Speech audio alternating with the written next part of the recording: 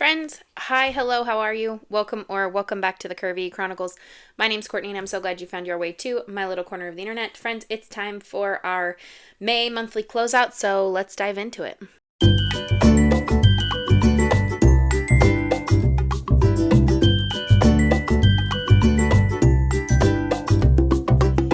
Okay, friends, so starting on this side of the sheet, we only read one book. Just one. That's all I can manage this month.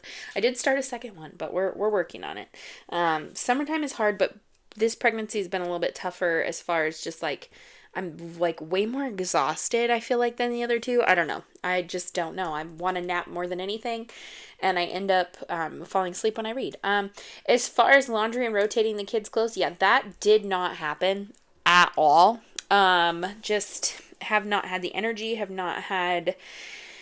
I did get into my second trimester, but I will tell you guys, it started a wee bit rough. So we're not going to worry about any of that. We are going to survive. That's what we're going to do. So now over to the things that you're actually here for. So, I thought we could, well, all the bills are in, and then I'm going to add in here and here. We'll also add total up income. We'll do that all at the same time. So, for gas, we did do $8.75. But for Costco, we ended up only doing $500 because we had the one short week. But if you watch my Costco haul, you know we had my rebate check.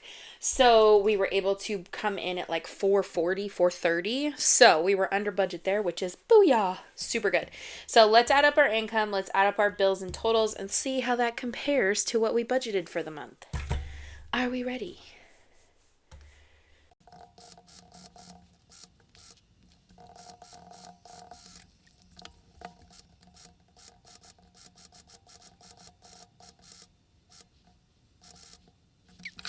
Okay, so for income, we came in $74 over, which is great. That means we budgeted well for that. And then down here for bills, we came in at a total of $37.64, which was under, which is great. A big portion of that is because we didn't put aside the extra for Costco for that 1 week. And then we did save enough for all of these. We were under by $11. So looked good there.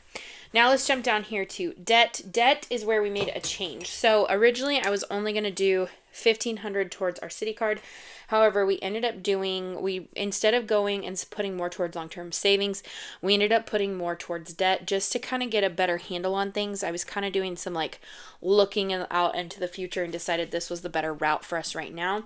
So we ended up putting $2,650 towards the Costco City card. So that was a really great improvement. $2,650, which was great. And I'm really proud of that. So then coming up here to our cash envelopes, we'll zoom in a little bit. I think we were on budget with all of these. So groceries, we did do $500. Cody did get his 30 a week, which was $150. Eating out, this is where we were under budget. We only did $20. And then miscellaneous, we did do the $125. We did end up using that for a couple of things, just random stuff here and there. So we were under on this one as well. So now let's dive down here into our sinking funds. Change pen color. Okay, so these actually ended up being more. So we ended up doing 30 into household, 30 into personal care, 30 into clothing, 30 into back to school. Family fund got 30. Anniversary got 35, and that we called fully funded. Gifts got 30. And then family photos did end up with $175 to also fully fund that. So that's nice because now going forward, we won't need to put any money into those until they come to pass. Pets, we ended up actually doing more, and starting in June, we're going to increase this. So $160 into pets. Garden got more. It ended up with 30 as well. Outdoor projects was on budget with 50. And then my personal, so nails, wax, hair, these were all on budget, which was great. Now, long-term savings. This one is a little bit different. We ended up only doing $13.75, which is still a lot. We ended up having to pay a propane bill, and then I had to pay for tires. We had to get new tires on my husband's commuter car. So that's where the $1,000 went, and then the rest of it we ended up just setting aside a little bit towards like car maintenance and propane, because our tank rent for our propane tank is going to become due soon, which is roughly about $100. And then I know my husband's car needs like an oil change, and just to have some extra padding in there. We're going to work on figuring out putting more in there. And then it worked out. We were able to put $84 into challenges, which is fantastic. Let's add this up and see how we fared whole budget wise.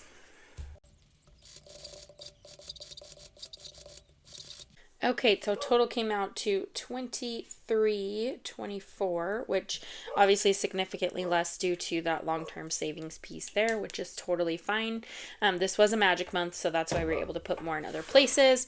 But let's come down here. Let's do the final numbers. Obviously, when we initially did this May budget, we did it as an over budget, knowing that we would have more come in income, which by all means, we should be on par because we had 95.74, and 74 is more than 59. So let's fill this in, add this up, see how all the cookie crumbled, shall we?